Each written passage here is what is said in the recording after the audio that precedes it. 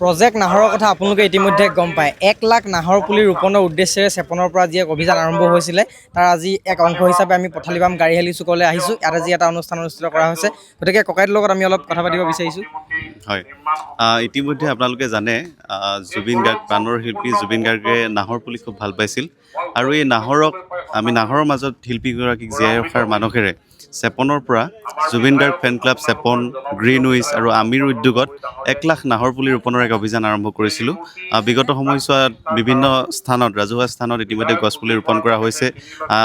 প্ৰাণৰ শিল্পীগৰাকীৰ সহধৰ্মিনী গৰিমা শইকীয়া গাৰ্গো আহি আমাৰ এই প্ৰজেক্টৰ অধীনত গছপুলি ৰোপণ কৰি গৈছে আৰু সেই অভিযানৰ অংশ হিচাপে আজি আমি ধেমেচি পথালিবামৰ অঞ্চলৰ এই গাড়ীহালী চুকৰ এই স্থানত সকলো সমবেত হৈছোঁ আৰু বৃহত্তৰ এই ধেমেচি আৰু পথালিবাম অঞ্চলত আমি আজি সহস্ৰাধিক গছপুলি ৰোপণৰ কাৰণে প্ৰয়াস কৰিছোঁ।